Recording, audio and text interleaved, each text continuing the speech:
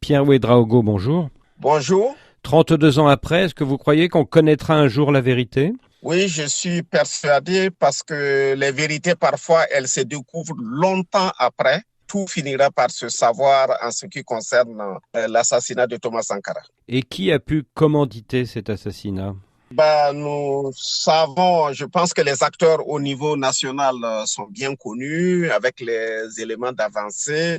Au niveau international, il y a bien sûr de fortes suspicions que ce soit au niveau de la Côte d'Ivoire des éléments engagés dedans et peut-être des éléments au niveau de la France qui peut-être n'ont pas joué un rôle actif mais ont pu être au courant et ont donné peut-être un accord ou en tout cas ont montré qu'ils n'allaient pas réagir négativement. Il y a des possibilités aussi qu'au niveau de la Libye où Kadhafi n'était pas satisfait du fait que Sankara résistait particulièrement à cette tentative de déstabiliser les pays de la région à partir du Burkina Faso, n'est pas beaucoup apprécié Thomas Sankara sur les dernières années et est peut-être soutenu aussi ce mouvement puisqu'on constate qu'après l'assassinat, il y a eu les opérations de déstabilisation notamment au Libéria et en Sierra Leone qui sont parties de Ouagadougou. Et Sankara s'était-il opposé à certaines demandes de Kadhafi? Oui, Kadhafi avait voulu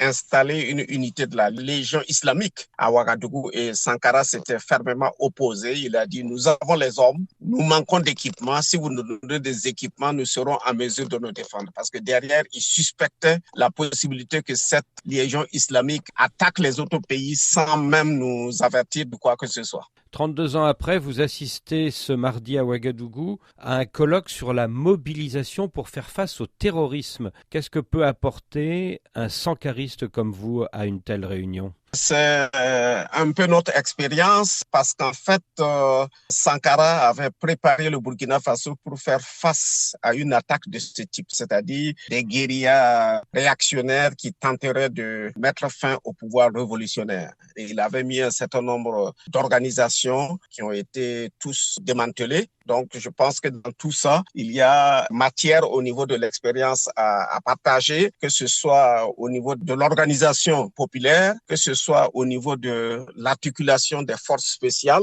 Sankara avait mis en place un escadron motocycliste commando qui aurait pu facilement traiter les motocyclistes qui menacent nos villages. Et en plus, le Burkina s'était doté d'une flotte d'une vingtaine de Siai Marquetti qui sont des avions brésiliens anti-guérilla qui tirent les mêmes roquettes qu'il y avait sur le Mirage et qui auraient pu donner en tout cas une couverture aérienne suffisante pour faire face aux petits mouvements. Et donc, on aurait au sol des forces spéciales en moto et en l'air des avions anti-guérilla, de petits avions, pas difficiles à maintenir, qui ne consommaient pas beaucoup d'essence et donc qui pouvaient rester longtemps en vol en permanence. Vous parlez d'organisations populaires à mettre en place contre le terrorisme. À quel modèle pensez-vous dans d'autres pays?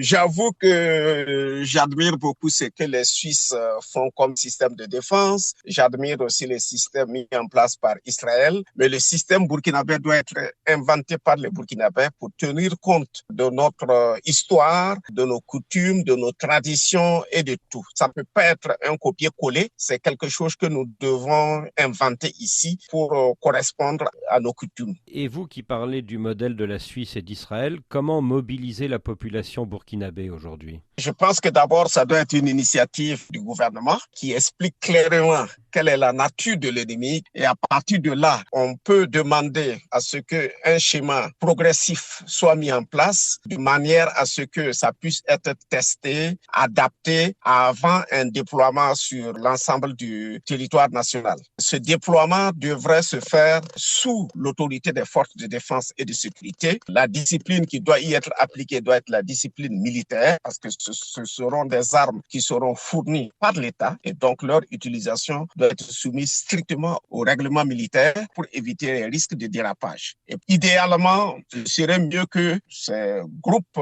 de résistance populaire soient encadrés directement par des éléments des forces de défense et de sécurité. Et si ce n'est pas possible, il peut être fait appel aux anciens militaires, aux anciens gendarmes, aux anciens policiers qui donnent dans ces villages. L'objectif étant coûte que coûte de contrôler l'armement, leur utilisation, de contrôler les munitions et de s'assurer qu'il n'y a pas de dérive, que les moyens sont utilisés pour défendre le pays et non pour régler des conflits locaux, des conflits communautaires, des règlements de comptes personnels. Pierre Ouédraogo, merci.